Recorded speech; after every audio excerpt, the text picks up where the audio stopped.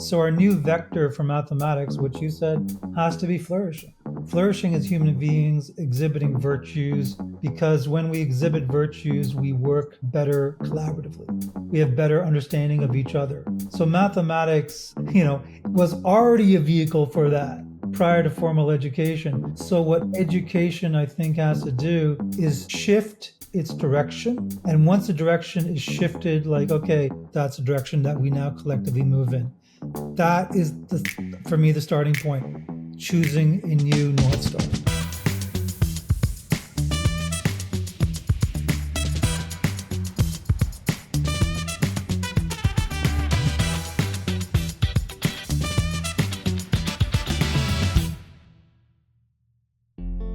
Welcome to the Education Matters podcast.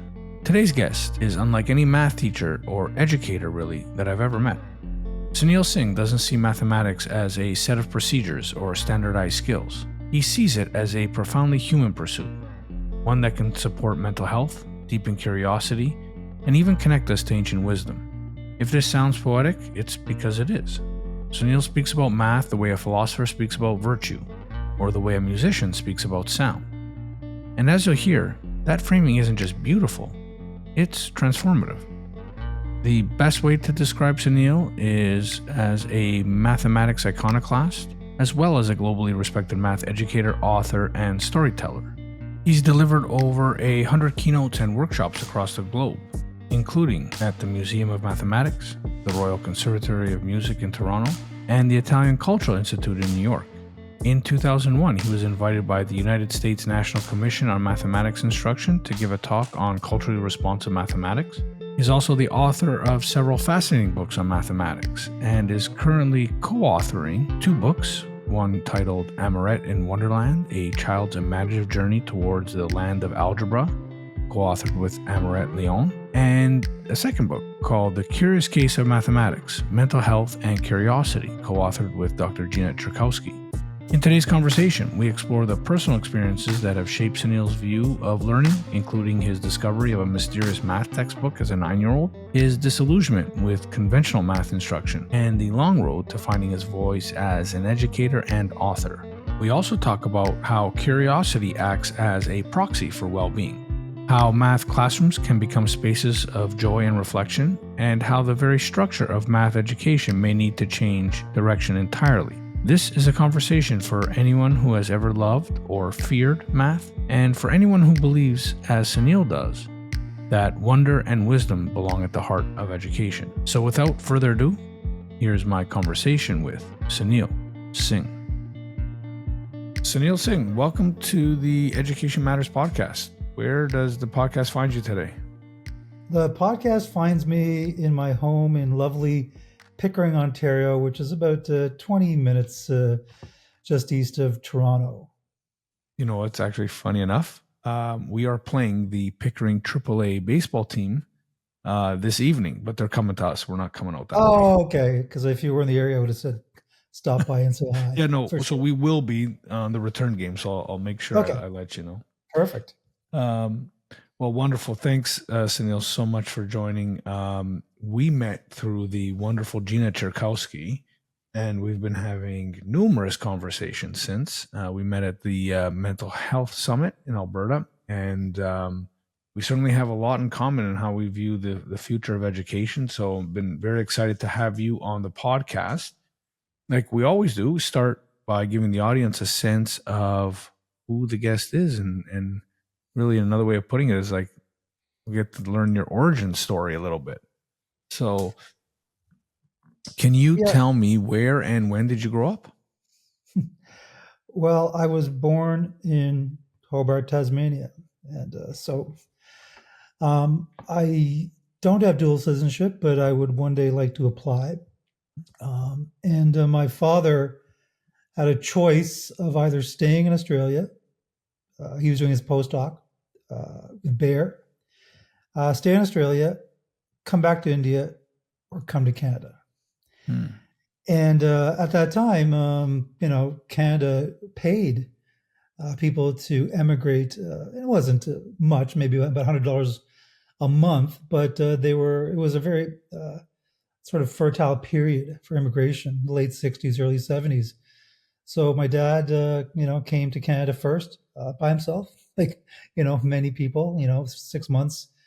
Was eating omelet and peas for lunch and dinner. We came later. And in 1972, I know we talked about this the other day, was a pivotal moment. And I'm going to try to balance out the rest of my background, but I want to come back to 1972, maybe later in terms of some of the questions. But we bought our first house in 1972, $33,000. And, that was an amazing experience of, moving from apartments and, to your own house as a 9-year-old kid. It was amazing growing up in North York. And then eventually, of course, I went to school. Didn't know what I wanted to do university. Then education sort of like, okay, you know what, I'll become a teacher. Now, to be honest, I wasn't like, wow, I've always wanted to be a teacher. That's not the narrative. I chose for practical reasons. And, I thought, what, I've coached baseball, I think I'm a good mentor coach. And I thought, I think teaching would be the vocation for me. And so I became a teacher, and I taught for almost 20 years in a community college and in high school, also international baccalaureate school in Switzerland, in Lausanne. But I quit in 2013, and this will now start to fold into, I think, our podcast and questions today. I quit in 2013 at the top of my pay grid because I didn't like the way mathematics was being taught. And if I was frustrated by it, if I was bored by the content and I'm getting paid, could you imagine our students? And it was probably one of the best decisions I ever made in my life, looking back now, almost 12 years. Went through a series of ups and downs. I've written, 3 books on mathematics, and really have found my place and my voice in the area of narrative, storytelling, math history. We all like to tell stories, whether around the dinner table, listen to stories, listen to people's travel stories. Stories transfer energy. We love to hear stories. And I find that mathematical stories, like any stories throughout history, are magical and have this sort of attractive element to them in terms of not only retaining the information, but being inspired to learn more. So that's a bit of my background, but we will go back to 1972. Yeah, I do, because I do want to go there, because I too am fascinated by stories, and as I hinted at the beginning here, origin stories. So when you were a child, maybe in North York, maybe 1972, whenever it might be for you, can you describe how you played as a child? Wow, I like that question. I played, I think, like every child in my neighborhood. We're all latchkey kids. Freedom to explore, freedom of time. That was a common element. We played in the surroundings that we had, which would sometimes be like, development of new houses, explore the building of new houses and walking on those wood planks, and, any forest area, which was eventually going to be developed, we'd explore the forest. Now, if I went back to that time, I'm sure the forest wasn't big, but as soon as we entered some element of green in suburbia, the forest could have been Narnia. It was just magical in terms of what we found. And maybe it was like a cigarette butt, like the older teenagers came here, or someone was building a tree fort, and just the smell of the forest. And so the play was very organic, and it was very communal. Like, this is what all our friends did. We got on our bikes, we played baseball, we just made up stuff on the spot, street hockey, of course, yelling car, all those things. It wasn't just my experience. It was the experience of all my friends in the neighborhood. So now when I talk to some of them, who I still have contact with, it's interesting. that they have perspective on your life that you didn't see because Mm. they might have remember the first time they came over to your house and had a samosa, but you forgot that, but they remember that. Of So course. it's really important for me of childhood to somehow, if possible, stay connected to your childhood friends because they patch in the missing colors and Mm. perspectives, and that only enhances your memories of childhood. When it comes to your learning, and it doesn't have to be formal learning at school or anything, what was your first love? Was it math? Yep. It was in terms of subject, yes, and that story goes back to 1972. In fact, I ended up writing an article for NCTM about it, about the stage of romance, which is important in learning, based on Alfred North Whitehead's Rhythm of Learning, which came out in 1929, his book Aims of Education, which used to be, well, not used to be, was a part of the 1968 Hall Dennis report of anchoring that philosophy of, romance, precision, and generalization into the framework of education. And I think both of us experienced that, in terms of the output of that, open classrooms and things like that. But going back to 1972 in terms of first love, it was mathematics. Now it seems cliche, but it's a really important story in terms of, I think, how I would like the viewers and listeners to envision what mathematics education should be like. So in 1972, you move into a new house, and there's always like these odd things left behind. Sometimes furniture, right? But usually, like there's some odd little things left behind, Mm. and you know. So the room that was going to be mine, um, I opened the closet, and there was a textbook sitting right on. I can, as I'm every time I tell this story, I can actually remember this as a kid, and so it was resting, and I could read the spine. It said 12 mathematics. It was gold, tan, black, the spine cover, and I could reach it, and I grabbed it. Now I was already pretty good at mathematics, and of course I could read. So I'm flipping through this grade 12 math textbook. I can read it, but I understand zero of it. None of it. None of it. None of it makes any sense. But it's a really weird contradiction that I can read it, but have no understanding of what is happening because mathematics itself is a language. And I came across a word log, and I go, okay, I know log. I sit on a log, but it's not the log that obviously, it's got numbers, and you take a log of 1,000, and I saw three, and I'm going, of course, I don't know how to do any of this. And here's the important thing. I didn't at any point um, go, wow, I'm going to teach myself this uh, over the next 2 years. I did the math. I was 9 years old, grade three, grade 12. Oh, in 9 years, I'm going to be able to know this.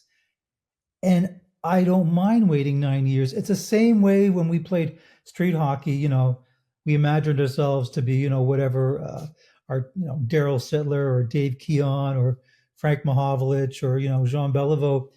These were, and again, I mean, we know we weren't going to play in the NHL, but for the people who had that level and played, they knew that getting a cup or playing that level would come in time. They Mm. weren't romanticizing it for the next day or next year. Same way when you see when you're a young kid, oh, I can't wait to drive. You're going to drive in 10 years from now, you know. So that same long game I played with mathematics. And that's really important in terms of it's not about accelerating learning. It's not about any of those things. It's about kids having a romance intersection with mathematics during that phase in which Alfred North Whitehead actually talked where romance can occur, which is your childhood. Mm. What was the romance, or to put another way, what was the appeal? What do you think it was? So you see this mysterious book with a foreign language. I think you just Um, nailed it. I think you just, it was mysterious, foreign, didn't understand it, understood the words around it, the questions being asked, didn't know the answers, but I could read the question. I didn't understand it, but I could, in terms of the actual, verbs, nouns, and things like that. I understood it as a sentence. Mm-hmm. But the delta between what I could read and, of course, what I could understand was like in the realm of being mysterious. And it was that mystery which I'm pretty sure uh, led me to my, interest in further curiosity. And that's the other word, the C word, which, it's been 10 minutes or so into our podcast. I thought it would come up earlier, but it's the most important thing. That is your intrinsic engine, is curiosity. And I've said this in a different podcast. If I was allowed to have teach kids every grade from kindergarten to grade 12, and all they did was produce exit tickets that said, are you more curious today? Yes or no? And if I collected those exit tickets over the 12 years, I found that 90% of those exit tickets said yes. I wouldn't have to know their marks because I know their marks were good. Conversely, if I knew a student's mark and it was really high, I could not assume for 1 second that they were curious about their subject. Well, so let's dive into it, because I came across you and your work through a good friend of mine, Dean Sharesky, who would always cite your article, Why I Quit Teaching Math, in the Globe and Mail. Yeah, and 2017. And in particular, one area where you were quoting, I believe it was Francis Sue's work around math being necessary for human flourishing. Right. And it just struck me because I have a humanities background and, understood how ethics was important. I did a literature degree, understood how aesthetics was important, but it never really had dawned on me that math would be in that same vein. Can you unpack that for us? Well, I would say that what you just said is probably true for almost anybody. And part of the problem, because it is a problem, is that it's been a generational transfer. So it's been an iteration of that belief that there is a separation of mathematics and the humanities, left brain, right brain, whatever cliches you want to go through. And then even within mathematics, there's been partitioning. But we only have to look and go, because I mentioned history, we only have to mention history to look back at how mathematics was celebrated. Go back to the Renaissance period, where everybody, was either a polymath and, had so many different interests which intersected, arts, humanities, mathematics, philosophy. Some of the best philosophers, or some of the best mathematicians, were also philosophers. Descartes, Pascal. So mathematics took them to a higher realm, or maybe philosophy took them. Like it was so intertwined then. Even Da Vinci, he came from an arts, humanities background, and his drawings, of the human anatomy are still comparable to what we could do, with the best technology equipment. Yeah. And so having that humanities artistic eye is not in competition with mathematics. It's very complementary. And it's certainly something that's been lost, right? So like when I read that, it took me right back, and then of course I remembered some wonderful history of philosophy lessons that talked about the Greek quadrivium, right? Which were the subjects of arithmetic, geography, music, and astronomy that the Greeks believed were the foundations of knowledge. And then once you've done a study in the quad, you would then do the trivium, which is typically what we would consider now, I think, a more humanistic or liberal arts degree, which had grammar, logic, and rhetoric, right? Yeah. And you said a key word, lost. What we've lost, as I look at one of my books, The Mathematical Devotional, sitting on my desktop, celebrating the wisdom and beauty of mathematics, we have lost wisdom. And I wrote a recent blog on LinkedIn, I think yesterday or this morning, about, that wisdom and expertise are two different things. They're two different things. Wisdom definitely accesses ideas which are ancient. and there's a certain humility which comes with wisdom. And you mentioned the Greeks, but even something like Latin, which it's a dead language. Mhm. But my mentor Peter Harrison 20 years ago said maybe mathematics should go the way of Latin. And what he meant by that is, okay, if mathematics is a dead language, let's at least teach it properly. Mm. Let's teach it properly like Latin. Let's not compromise it. Let's not co-opt it. Let's not like which it is now. Like it's not even recognizable. And I know we make these attempts, and I think it's really important that I think, generally speaking, in education, everyone has good intentions. I would Mhm. say everybody is trying to come up with solutions and push it forward. I will definitely say that. But with mathematics, it's really tricky because like it took me 10 years of teaching calculus to understand calculus. My mark in calculus in high school was 96, 97, but I was a fraud, like many students. I just aped all the procedures. I had no clue what was going on in the underlying mechanics and minutia of change. I didn't Mm. understand that. And it Mm. took me 10 years of teaching it to finally go, I think I'm getting it. I think I'm getting it. And that's okay. And that's the other thing which happened during that period of ferment is that people were given time to explore, time to make connections. They didn't have to come at time, within a 45-minute class and all that. So we've created all these sort of barriers, I believe, to the past, which we need to go to the future, if I Mm. can sort of create something whimsical. So, and you can feel free to take this in any way you want, like looking to the past or to the future. Yeah. But what would a truly like flourishing math classroom that prioritizes human flourishing look like? Whew.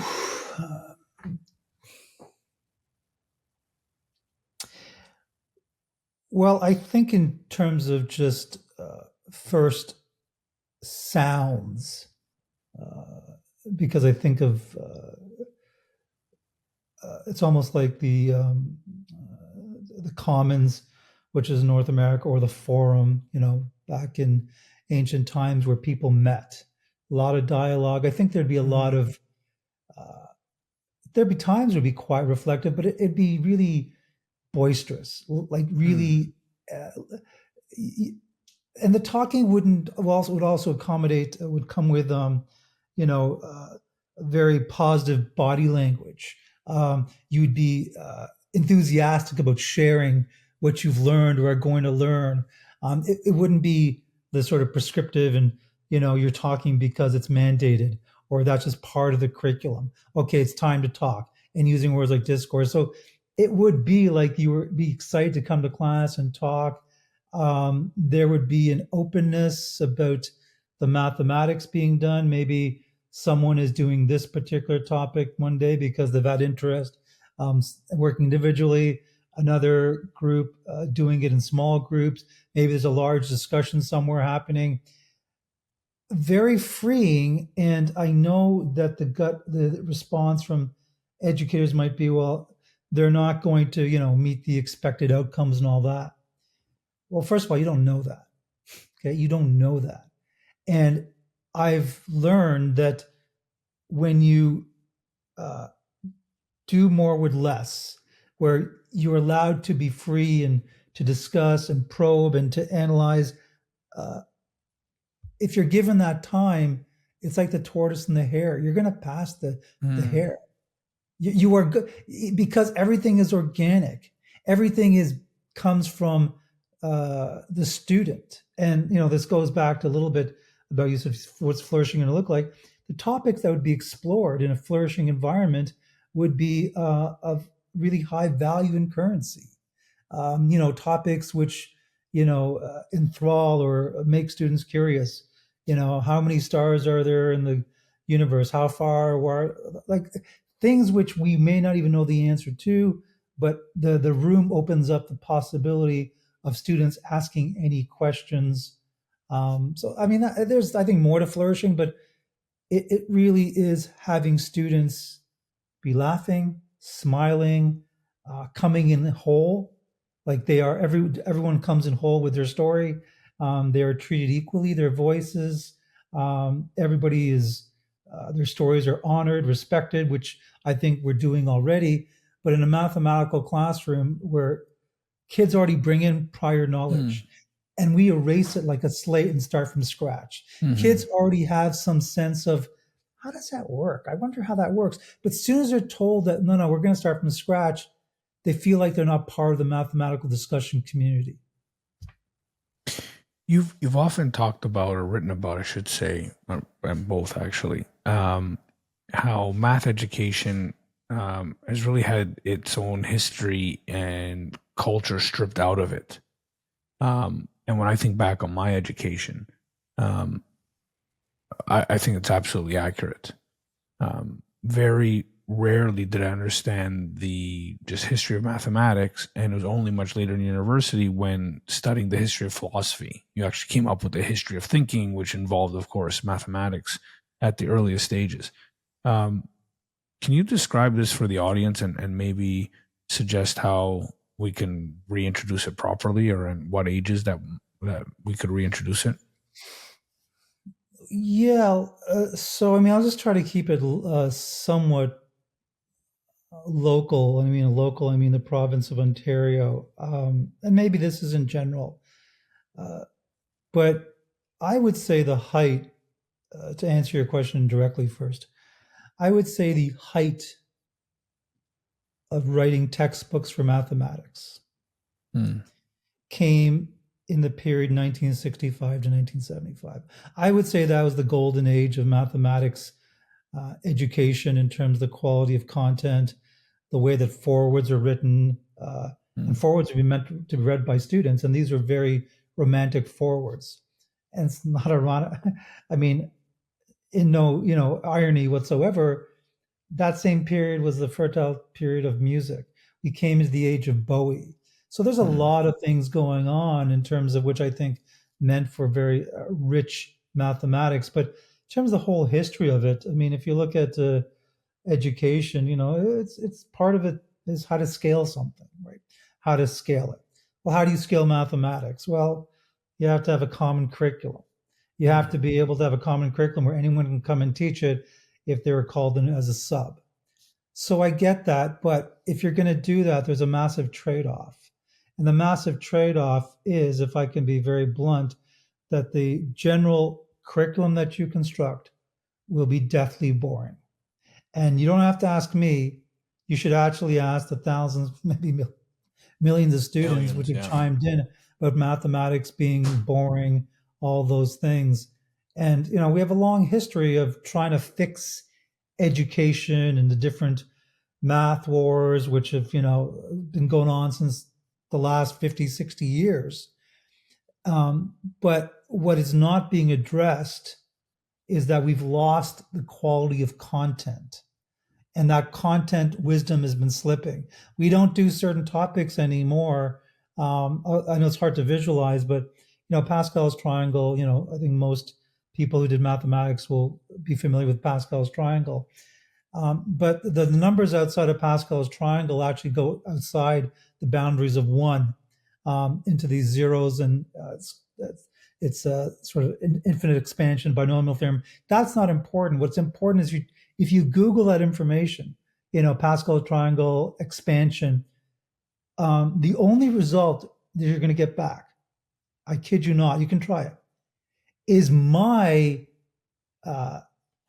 taking a picture of my old textbook.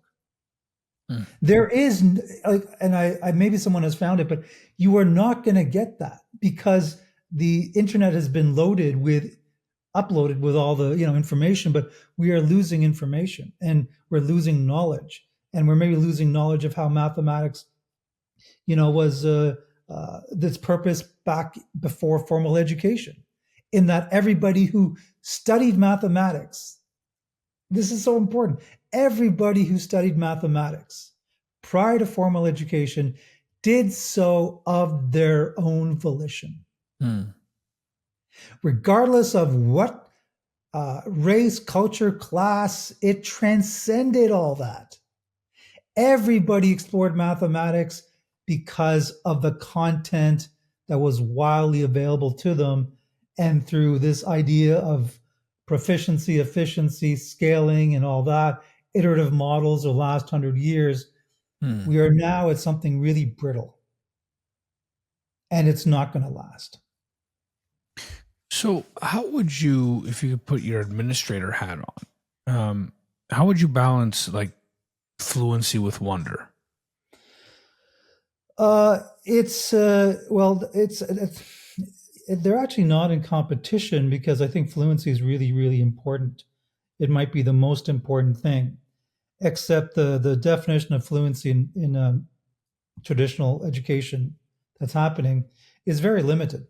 And they may not think it's limited because it's okay, factual, procedural, and conceptual.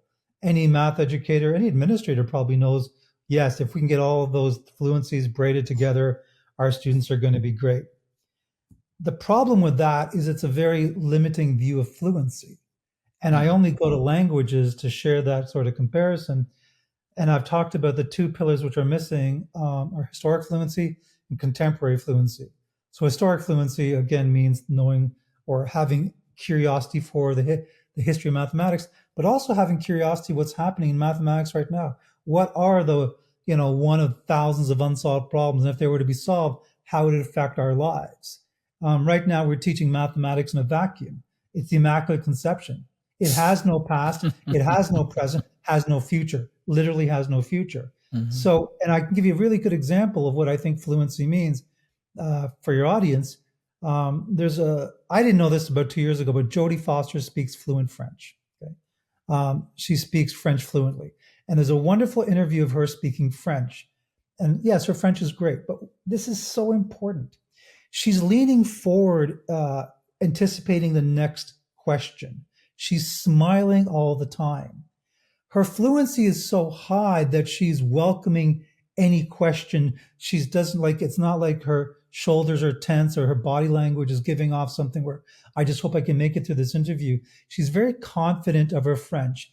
And when you speak a language really well, regardless of what it is, I'm pretty sure that Jodie Foster's fluency in French is also related to the knowledge of France.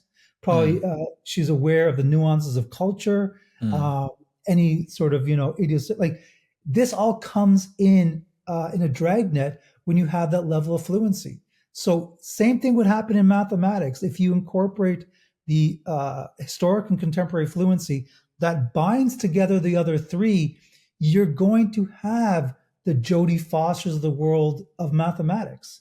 But until those two fluencies are put in place, all you're really doing is creating passable French to survive a weekend in Paris.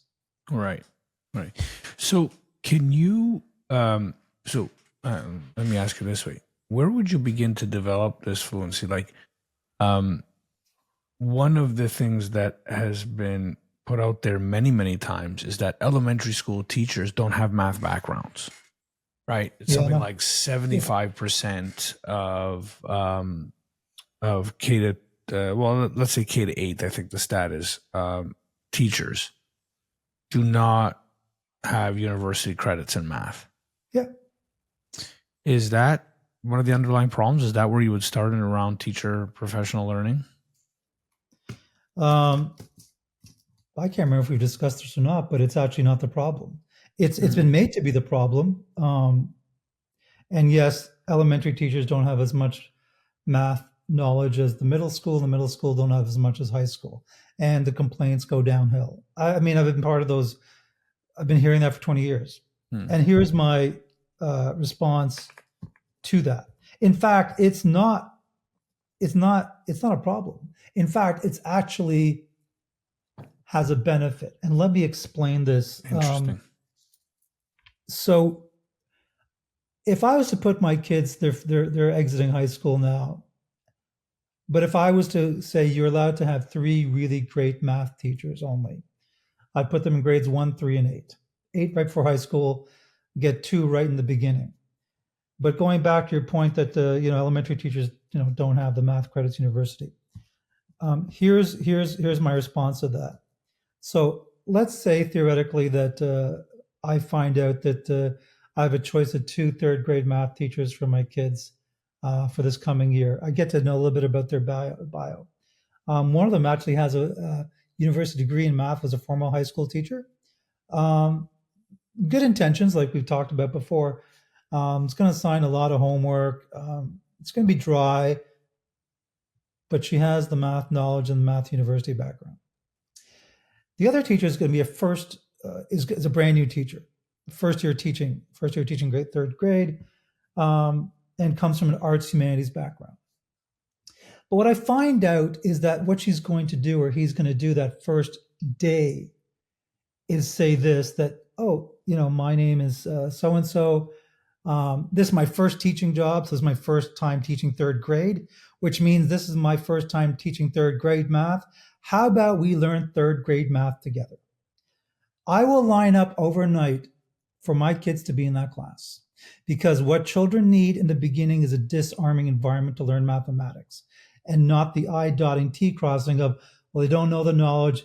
I don't care if that teacher makes mistakes of 1 + 1 is 3. I know that's an exaggeration, but it's the mutual exploration which is so important. And that was one of the things my faculty of ed teacher of math said, the two most important qualities of a good teacher: honesty and being a mutual learner. And I have remembered that. It was in my first book. That is the two things the one thing, but the two ideas I took with me for my entire teaching career. I never forgot that. I reminded myself every day, am I being intellectually, academically honest with my students, all my students? And am I learning this as though it's my first time learning it? Am I excited about it like it's the first time? And you have that element of a teacher saying, hey, let's learn third grade math together. Any anxiety they're going to have is not there.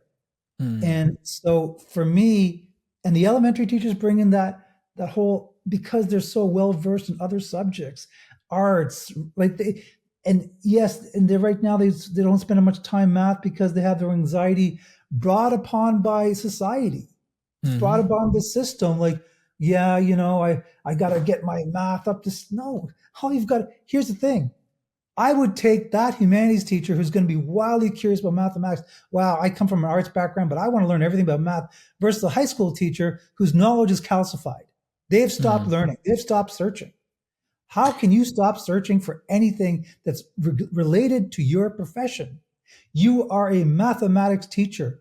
You should, whenever possible, I've done it probably every day for the last 20 years, every day, I have tried to find something new about mathematics that I did not know. I'm not going to rest on my laurels about, I had a great teaching career and I taught that. I don't care about that. I care about what else is up ahead. So you've done a ton of work, professional development work with teachers. What are some of the more common misconceptions teachers have about, the idea of play with mathematics? Like, I feel like the view of mathematics is it's got to be rigorous, it's got to be disciplined, and no play shall enter. This is the no fun zone. It's just, upload your understanding of mathematics. Are there common misconceptions that they have about that, and how do you get them to push through that? Well, first of all, just a discussion of the word play. Like, I mean, why have we sort of pigeonholed what this word means? If you look at play, I mean, that's why my second book, Math Recess, why can't something be called Math Recess, where kids are excited to come back in the classroom, smiling, laughing, and all that? Because, when recess hit, that bell goes, they leave their desk and they go play whatever, tetherball or whatever maybe even recess now has been cut back. So I'd really have that discussion of play. And then we talked about, what is our definition of play? When is play appropriate? Now, I'm being devil's advocate here. I mean, your whole life is play. We use the word work, but what I do and what we're doing right now, this is not work. This is play. Our life is play. And if I was talking about the subset of mathematics could not exist without play. And I mean playing with ideas, playing with patterns, the same way that you try, moves in sports, You play around. You're not perfect. Same way you play around with recipes in the kitchen. Oh, I With got to start that ideas. again. It's the same level. Mm. That level of play is what creates the genius of that person because they devoted their time to playing with the idea. So, are students playing with mathematics right now? I don't think so. I think there's a lot of time to it. But the idea of giving them a problem where they're just going, okay, let me just play with, oh no, I don't want the answer. I don't want, no, let me play with it. Listen to the language they're using. Let me play with it for a while. So I would start with first, what are we talking about play? What are the benefits of play? And then kind of elevate that word and introduce the history of it, that the history of mathematics is all a bit about play.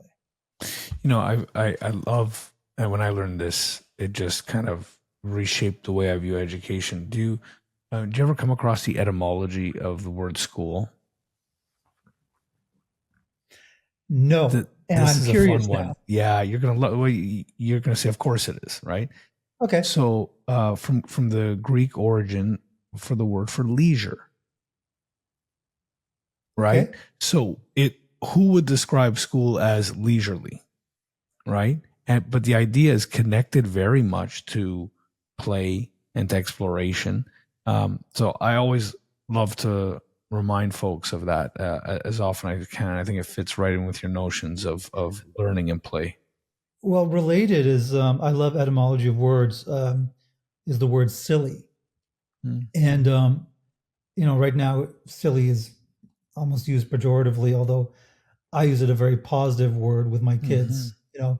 Because of how stressed out the world is, school is, whatever. So I feel it's really important for me, even though my kids are teenage kids, to find moments of silliness, like just Mm-hmm. absolute silliness. But let me just use that right now, in maybe in a negative context, the word silly. But the word silly comes from, if I remember correctly, the Gaelic word seal, Sille, but that word meant happy. Like, Mm. it was a positive word to attach to somebody, that this idea of happiness or lightness, and now it's been like means something else, immature, or something like that. So yeah, I love the etymology words, and it only makes sense that that was the etymology of school, right? Leisure, play. Yeah.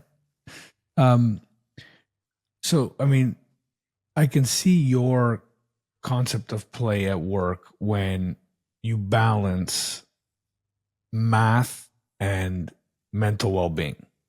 Mm-hmm.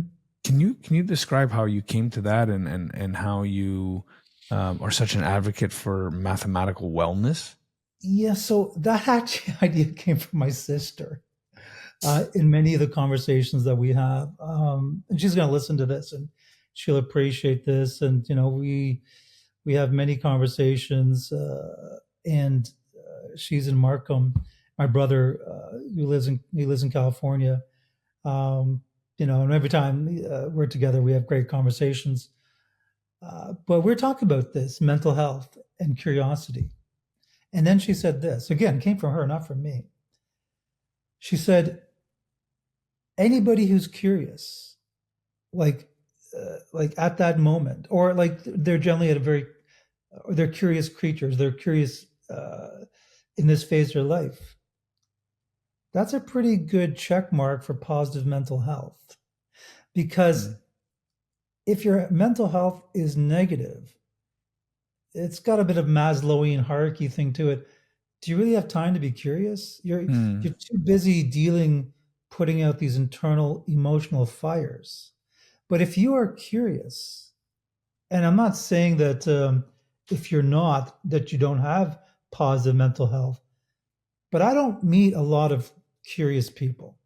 I just Mm. don't, especially people our age.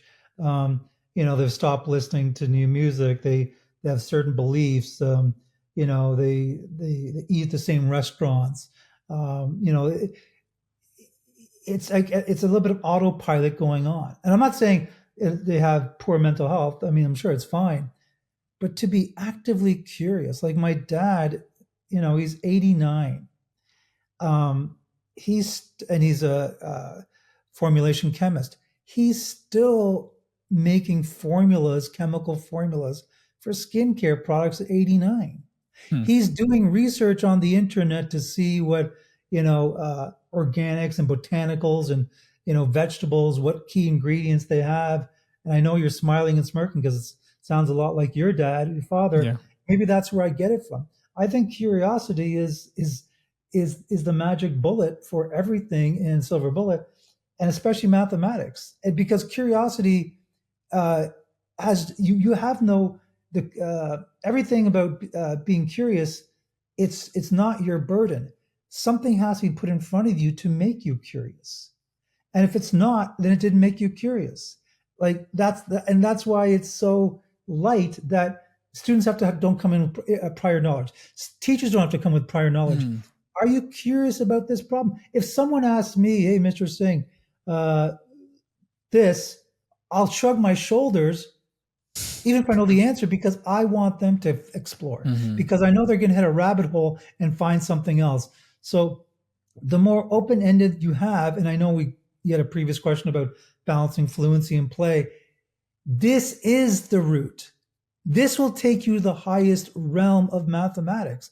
And and I know I'm going to forget things, but I didn't want to forget this. There's a quote that says there's a spirituality to mathematics that few people understand. That quote was by David Crummels, who played Charlie Epps on the show Numbers. He flunked out of, Algebra 1, Algebra 2, the US system. He became an actor. But because he played this really serious role and had to learn the mathematics, somebody who failed high school mathematics ends up saying the quote of the highest realm of learning mathematics. So how did he get there? He must have been curious about the role he was playing, doing research, mathematics, not just his lines. Curiosity was definitely there. So I think curiosity, mental health are definitely tied together in general. But in mathematics, if there's no curiosity, we're going to have poor mental health, and that's just going to fall back to the anxiety, alienation, and math trauma that many of our kids unfortunately suffer with. So I think we touched on this already. You use storytelling and awe and wonder to help jar people from old assumptions and dispositions when it comes to math. Do you have like a favorite story that you like to tell, or do you have a few? Because I think I do. Yeah. I think this audience in particular would love to hear one or two. Okay, so I'm going to say once. There's lots of so many. This is my favorite story, and only because Hollywood wouldn't believe this story to be true. And I've made it my own. Like there's obviously a longer version of the story, but I've made it my own. So it takes about 3 to 5 minutes, depending on how sidetracked I get, but usually I can nail it in 3 to 5 minutes. So starting now. So it's 1789 France. The French Revolution is afoot. The Bastille has fallen, although there was only 12 prisoners in there at the time. So it was more symbolic thing in terms of the Bastille falling than the actual people that involved. And there's a girl, Sophie Germain, who's 13 years old at the time. And because the French Revolution is happening, the streets are not safe for kids to play. And they'd be playing whatever they'd be playing normally in the streets. So Sophie's brought inside her apartment. And, she's a bored teenager. And I know you have a teenage daughter yourself who's 12. So just imagine Sophie now. So Sophie's a bored teenager. And she starts exploring her father's library, which is verboten, out of bounds. And she comes across a book on the supposed death of Archimedes. And supposedly Archimedes was drawing geometric circles in the sand when a soldier attacked him and killed him. And he was so engrossed in drawing the circles. In fact, he uttered, "No la toccare mis circulosis," which means "do not touch my circles." And then he died. And so Sophie's reading this story going, how captivating can mathematics be that you're not going to look at the safety of your own life? So she starts, reading other math books, and she actually starts teaching herself Latin and Greek because a lot of the books, mathematics books were. And unfortunately, her father doesn't approve of this and says, "Sophie, please stay out of the library." So she's playing a cat and mouse game. Like she's learning mathematics, with a candle and a blanket because her father's taking away her blankets and she's stealing them back. This goes on, and finally father relents through the mother saying, look, please just let Sophie. And they go, okay, fine. Sophie, you can teach yourself mathematics. But she's 18 years old. And at that time, girls are not allowed to attend the École Polytechnique. So, what's a girl to do with all this mathematical knowledge? So what she does, she assumes a nom de plume, Monsieur de Blanc, and she starts sending a correspondence work under this name, Monsieur de Blanc. This feels like a Tootsie, 1982 Dustin Hoffman Tootsie episode, right? And so eventually her work, it's amazing. And, she's doing great, but she can't attend. And around 1798, I'm just going to skip forward, a mathematician Gauss comes on the scene. I think a year or two younger than Sophie Germain, 23, 24. I might get the ages wrong, but she's got a math crush on Gauss. Gauss is one of the greatest mathematicians of all time, number theory, so many things. So she's writing all these letters to Gauss, I love your work and all that. I'm sure this is taking time for the letters to arrive, but she's getting nothing back. Okay, fast forward now to 1807. So the French have invaded the German town of Braunschweig, I forget, and Gauss is held up there. And she fears that Gauss will suffer the same fate as Archimedes, that now the French are occupying this German town. My favorite mathematician is going to die. And because the whole family is pretty high up the sort of the social ladder, they had connection to the army. And so eventually, can you please keep Gauss safe? So I think whoever the general came into the town, talked to Gauss, and Gauss is, who is this Sophie Germain meddling in my affairs? So finally, Sophie admits who she is, that she's a female to Gauss. And remember, she had been sending all this mathematics, all these letters. And then Gauss sends back one of the greatest letters of all time. I mean, you can find that letter on the internet. I'm sure your viewers should look at it as well. It's a long letter basically saying that because you've studied mathematics with all these obstacles and that were put in front of you, you as a female must have the superior genius. And that's the story. Sophie Germain went on to do some work in physics too. And unfortunately, she died of breast cancer, I think in her late 30s, early 40s. But, you asked me to tell a story. And if you look at all the things which I marked with this story, like even the death of Sophie, breast cancer, what have I done? I've humanized mathematics, right? I didn't just give the mathematical highlights. I showed context, French Revolution, 13-year-old girl, she's bored, that whole story and how that whole, and there's so many stories like that, which, and guess what? We remember stories. Look at the details. I remember dates. If I would have not told it as a story, I think I would have forgotten a lot of those things. But I've remembered everything as a story, and I can tell that story over and over again. I can even add things given more time, but that's my favorite math story. That's wonderful. That is wonderful.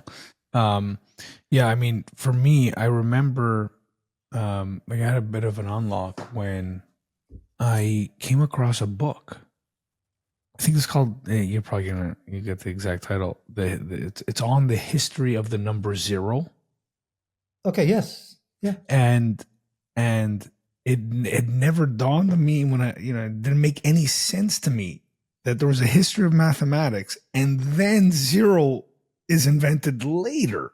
Yeah. It just completely blew my mind and my entire conception of how mathematics ever occurred. I just thought you would start with 0 apples and then you count 1 apples and 2 apples, right? But the book is fantastic. I'm trying to find the title. I actually have that book, and I'm trying to eye it on my bookshelf. It might be just called History. I think, or Zero. Anyway, but that whole idea, and then it was an entire story around the invention of zero and how that in itself then, propelled mathematics forward. Well, if you just look at your laptop right now, you're going to see zero is after the 9 key, which doesn't make sense because 0, 1, 2, 3. So the West has incorporated zero to be mainly a placeholder. And this is my second favorite. I mean, it's not a yeah, it's a story, but you know, the person who really studied zero was the Indian mathematician Brahmagupta, and he wrote a book called Brahma Spuddha Siddhanta, which had 23 chapters in it. He was also an astronomer. This is really important because you can't have less than zero energy or matter in the universe. You can't. Zero is supposed to be the lowest number. So -2 is not less than zero. That 2 is a magnitude. That negative indicates some description about that magnitude. So, for example, in science, we have an electron, which is a charge of -1, and a proton or a positron, which is a charge of +1. Would we ever say an electron is less than a proton? No. We teach mathematics wrong by separating negative numbers from positive, putting a middle school. Zero, positives and negatives should be taught simultaneously. And if you had kids can do 2 subtract 1 in kindergarten or grade 1. Okay, they can't do 1 subtract 2. In fact, it's impossible, right? But if you give kids a week, this goes back to playing with it. You give kids a week to think about it. If you've got 1 cookie and you owe 2 cookies, you've got 1 cookie and you've got 2 friends, or you owe 2, can you come up with some explanation of what is left to do? They're going to come up with their own vernacular. They're not going to use the word negative. I don't want them to. That's going to come later in once it's put on top of their understanding. It's so important in those early grades, as I'm sort of, going off tangent here, but not by much. It's so early in those early grades for the kids to feel like their thinking is valued, because if it's not, you're going to close the door on curiosity. It's all interconnected. Wonderful, wonderful. And the book, by the way, I believe is called Zero, The Biography of a Dangerous Idea. I think that's the book. Yeah, and it's very dangerous. Anytime we got results which were 0, or, in calculus, 0 divided by 0, or, 0 to the, like, what does it mean? It is dangerous in times of discussions that come up and debating what the value of those things are. And, it's a book that, kids would go, there's a whole book on 0, but 0 is nothing. Right. Literally, Right. It is nothing, right? But 0 is an additive identity that if you add 0 to anything, that if the number stays that number. I know it sounds so inconsequential, the same way when you multiply by 1, it stays the same. But if you ask kids, is 1/2 and 5/10 equivalent fractions? And they'll go, yes. Mm-hmm. And then if you ask them, what did you multiply 1/2 by to get to 5/10? They'll go 5. Now, I unfortunately, I don't think they're going to say 1. Because if you just said half and 5/10 are equivalent, then you didn't multiply by any other number than 1 for them to maintain that sameness. And it's that level of thinking which we keep constantly overlooking. Yeah, and it becomes a house of cards and eventually falls. It eventually falls in high school because none of those bolts in that tower were tightened up, really tightened up in terms of what's happening at that micro level of understanding. And it all goes back to elementary, and this is where people go, yes, elementary is super important. And the way to do it is to give time and space for kids to play and ponder. So in this vein of storytelling and exploration and from what I understand, play as well, I don't want to go too much further without giving you an opportunity to talk about the Global Math Summit that you've organized. That for those that are not seeing this on camera, I wore, I think, in my opinion, the greatest jersey of all time, which is a 1994 Italian national team Roberto Baggio jersey. And I did it in honor of the Global Math Summit that you're hosting in Sardinia, Italy in September. So can you tell folks why this is going to be something awesome? Yeah. Now this one I have not practiced the distilled, version of it, but I will try to just sort of hit the highlights, but also sort of be cognizant of time. So about 3, 4 years ago, myself and Amy Alsnauer, who's the author of some wonderful children's book, we connected on Twitter, and we both lamented about math conferences. Like, no one's doing any math anymore. No one's talking about math. Everyone's talking about how to teach it. Which to me is like putting the cart before the horse. Well, what are you teaching? What are you so adamant about teaching? Anyways, we were both talking about, yeah, we should have some sort of nice. Teaches Northwestern University.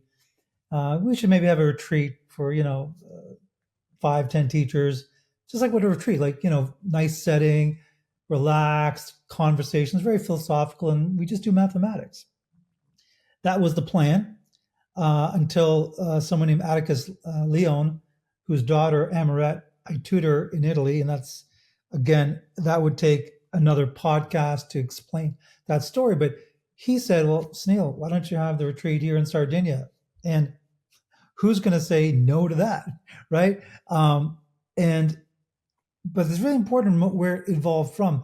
It involved this love of doing mathematics, and because the way that I was and have been teaching Amoret, he got inspired to, okay, you know what? Let's have this thing in Sardinia. And I didn't think of it at the time, but I definitely think of it now that this is really a potential inflection point because of the way the summit's going to be. It is a gathering of educators from all around the world and from various layers. So not just, we have, people, who might have a lot of mathematical background. We also have classroom teachers, elementary teachers.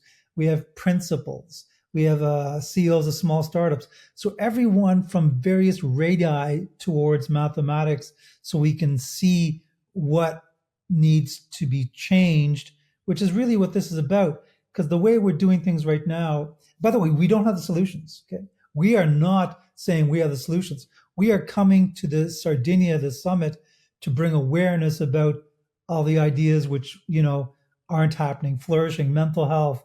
What can we do? And so that is happening this September. It's a 3-day summit. We do have Francis Su coming, who actually speaks a bit of Italian because his book has been translated into Italian. Po Shen Lo, is a former U.S. Olympian math coach. He's coming, and his work is incredible because right now he's going into urban cities like Oakland and rural parts of Oklahoma, giving kids who would not have maybe experienced it high level mathematics. And the last thing I want to say about the summit, which is so much related to that and so much related to the nationality of your shirt, is the mathematician Pietro Cataldi, a number theorist, about 500 years ago. I don't want to talk about his number theory, as amazing as it is, but what Cataldi did is emblematic of what I think the Global Math Summit stands for. Cataldi taught and wrote in Italian, which was not fashion at the time.